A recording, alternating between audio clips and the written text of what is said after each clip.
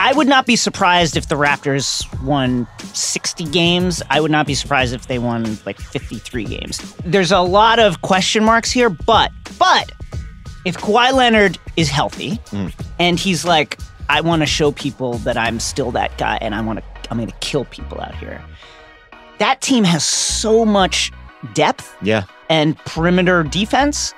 I really like them. The throw-in of Danny Green is like one of those kind of underrated moves that basketball nerds are like, wow, they also got Danny Green. On top of it, So I'm going to go with the Raptors as my number one. What about you? I like that pick. Look, they upgraded from DeMar DeRozan and turned him into Kawhi Leonard. It's the same team, but better. And I think it's easy for us to forget, although the Raptors fans don't like us to forget, so they get at us to remind us that they had the second best record in the NBA last year.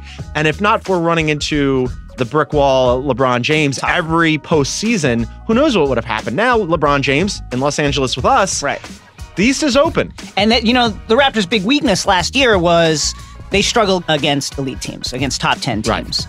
You have to think that Kawhi Leonard changes that. You put him on the point of attack on whoever star you're playing against and let the rest of the team pick up the slack defensively. It's got Siakam, Fred VanVleet, Kyle Lowry. Kyle Lowry's still out there. Still out there. They just have so much perimeter defense. I'm going with the Raptors. I like it. Our 1 and 2 are inverted. I've got them 2.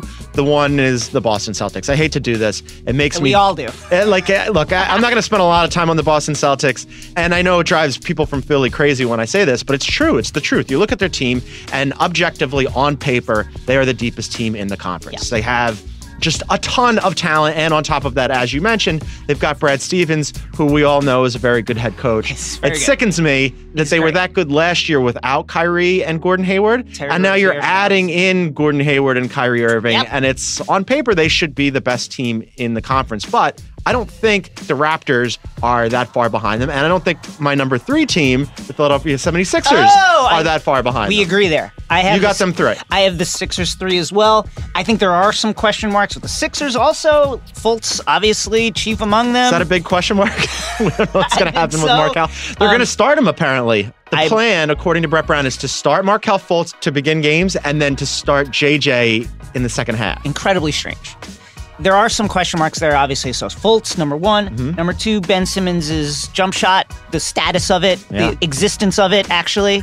Teams, they're just going to sell out, really, to stop him from penetrating, knowing that he's not going to shoot. Does that change anything?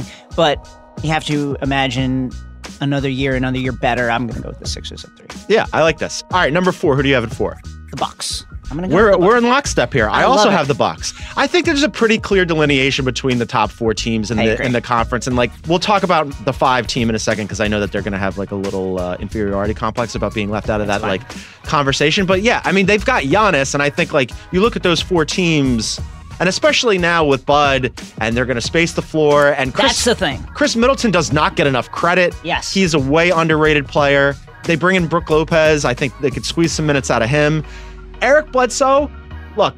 He's shooting threes too. He's a perfectly fine point guard. Yes. I like this team. I do as well. You mentioned Coach Bud's influence on the team. Last season, the Bucks ranked 28th in percentage of points from threes. 24.7% of their points came from three-pointers. You're throwing a lot of numbers at me today. Very statty. I like this. I've been, listen, I can't wait for the league to start. I can't wait for it to start up. 25th in overall three-point attempts, 24 a game.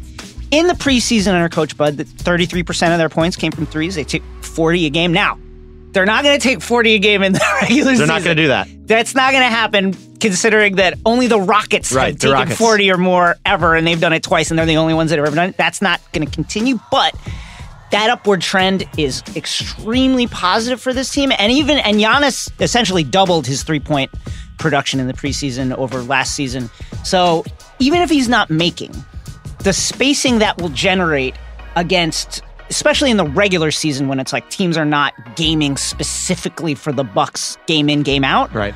It's just going to create a lot of space for him to operate. And he's a guy that takes 2 steps and He's time there. shifts into another decade. Like, so I'm really excited for that. I'm really, really, really excited to watch the Bucks. KOC also Super very excited to watch the Bucks. He wrote a fantastic piece on theringer.com about Giannis and how bullish he is about Giannis being in Bud's system and all the things that it's going to open up for him. As Jason just mentioned, we encourage you to read that piece.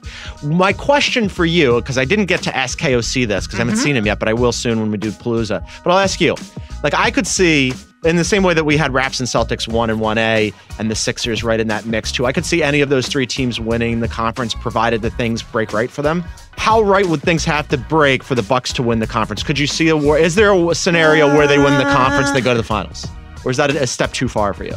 Win the conference is tough. I could see them fighting their way to the finals in the playoffs. I mean, they gave the Celtics everything they could handle.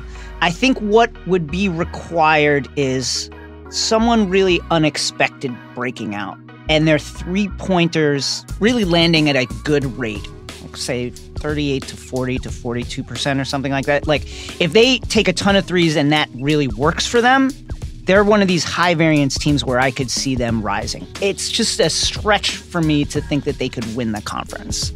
I'm in agreement with you on that. I think it would be like Giannis would really have to go supernova. In that scenario, then all of a sudden we're talking about MVP Giannis, right? I mean, like, if they're conference finalists, then I think then he's 1,000% in that conversation. I mean, if he's taking like 3 and change threes a game and converting them at a good rate, he's the MVP. I'm not there on that yet. I don't think that happens. Giannis 3-pointers are like still he's hard taking for me to. He's taking them in the preseason. It's hard for me to wrap my head around. Team number 5 for you in the Eastern Conference. Team number 5, the Indiana Pacers. I also have the Pacers at 5. Look at this, John. And this was not planned. We did not talk about this. So those top 4 teams I like quite a bit. And then I look at the Pacers and go, they're just solid. They're solid. They're going to be good. They're going to be good. Isaac Lee took them in our League Pass draft. He likes them quite a bit. He says they're going to be a good basketball team. Hey, defense is fun. Well, I don't know that I would describe the Indiana Pacers as fun per se. They're going to be excellent. Excellence is fun. Are they excellent? Excellent is a little strong. I would say good. Very, very good. Yeah. They're fine. Good. This is the right way to describe the Indiana Pacers. On any given night, they could beat any team in the league. Yes. They're going to be right in that playoff mix. They're going to give some teams some trouble. I agree. And then I go, good job. What would have to happen for them to be better than good is Miles Turner is going to have to bounce back from what was mildly a stalled season last year after much promise the previous season. You'd like to see him bounce back. Now, teams are going to have they're going to be looking for Oladipo this year. They're going to be looking to stop him. You have to imagine they're going to do everything to just say, okay, Victor Oladipo, let's see if your supporting cast can pick up the slack here.